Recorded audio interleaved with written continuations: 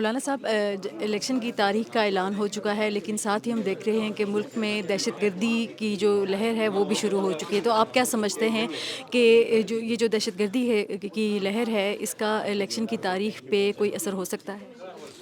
دیکھیے، میں تو اس تاریخوں کے آنے سے پہلے کہہ چکا ہوں، یہ نہیں کہ میں اب اس کے بعد کوئی بات کہہ رہا ہوں. اور میں نے یہاں تک کہا تھا کہ جو حالات امن و امان کے حوالے سے ہیں، میں کم از کم اپنے حلقے میں انتخابی مہم نہیں چلا سکتا. میرے مد مقابل جو میرے مقابلے میں الیکشن لڑتے ہیں، یہاں میرے پاس تشریف لائے تھے، ان کو لوگوں کے سامنے میں نے پوچھا، انہوں نے کہا جی میں نہیں لڑ سکتا. میرے جو علاقے میں ہیں وہاں میرے گاؤں میں آئے تھے، میں نے کہا آپ الیکشن کمپین چلا سکیں گے؟ تو نہیں چلا سکتا. تو یہ تو ہم نے الیکشن کی تاریخ آنے سے پہلے یہ باتیں کی ہیں ساری جی.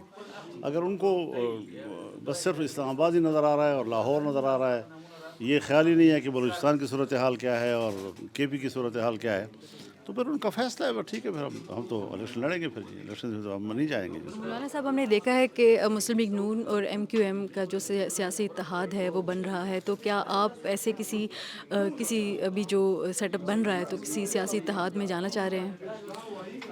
یہ تو الیکشن کے آتے آتے تو سیاسی اتحاد بھی ہوتے رہیں گے اور ایڈجسٹمنٹ بھی ہوتی رہیں گی، مقابلے بھی ہوتے رہیں گے. تو میرے خیال میں اس کو معمول کی سیاست کا حصہ ہمیں سمجھنا چاہیے. تو وہ آپ کیا سمجھتے ہیں کہ کے پی میں اب جے یو آئی کا کم بیک ہو سکتا ہے ابھی جو حالات چل رہے ہیں؟ جو حالات چل رہے ہیں اگر آرام سے ہوں، کوئی وہاں مداخلت نہ کرے، تو پھر تو جمعیت علماء وہاں کی سب سے بڑی پارٹی ہے. جو تجزیہ ہے ہمارا، جو پبلک میں ہم جاتے ہیں، جو عوام کا ہم سے رابطہ ہے، اس حوالے سے ابھی تو تجزیہ ہی کیا جا سکتا ہے نا جی. کوئی حتمی بات تو نہیں کی جا سکتی کہ میں نہیں جیتنا ہے.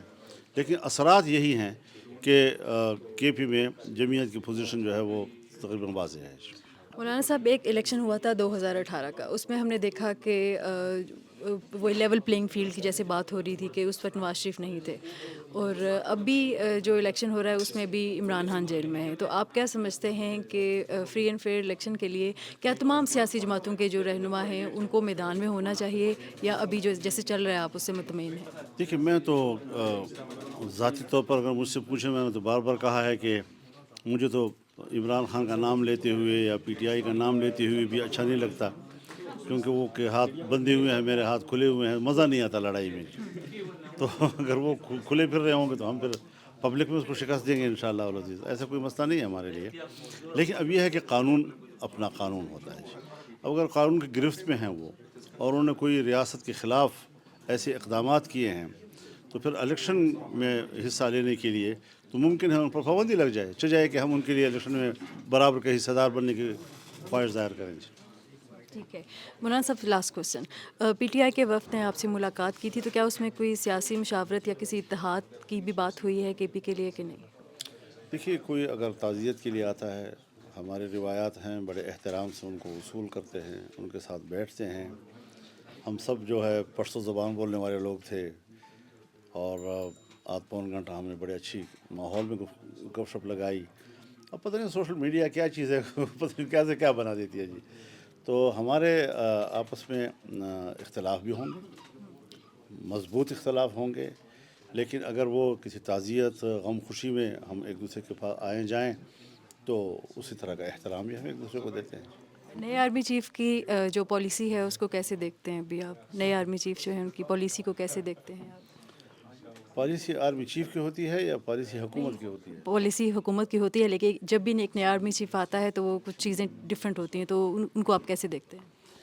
میرے خیال میں کچھ چیلنجز ہیں کہ جس میں ہم کسی ایک ادارے کو مستثنیٰ نہیں قرار دے سکتے. مثلا اقتصادی مسئلہ ہے ہمارے لیے، اور اقتصادی حوالے سے ملک ہمارا ڈوب رہا ہے.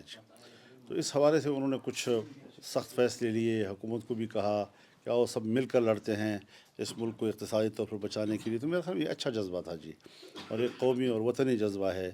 قیام امن کے لیے ہم نے جو ماضی میں آپریشنز ہوئے ان کی حکمت عملی سے اختلاف ضرور کیا، لیکن ہم رکاوٹ تو نہیں بنے.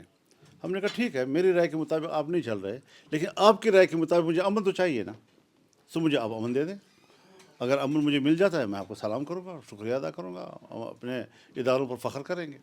بات تو بنیادی یہ ہے کہ ہمیں نتائج چاہیے جی. صرف یہ تو نہیں کہ آپ اپنا ایک موقف اٹھائیں لوگوں کو قابل قبول بنانے کے لیے اس کو پورے میڈیا کو آپ اس استعمال کریں لیکن نتیجہ کچھ بھی نہ ہو، پھر کیا فائدہ اس چیزوں کا؟ جی